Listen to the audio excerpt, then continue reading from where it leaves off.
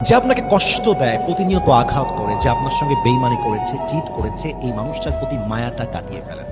যতক্ষণ পর্যন্ত মায়া কাটাতে না পারবেন ততক্ষণ পর্যন্ত আপনার এক্সপেকটেশন লেভেলটা কমবে না।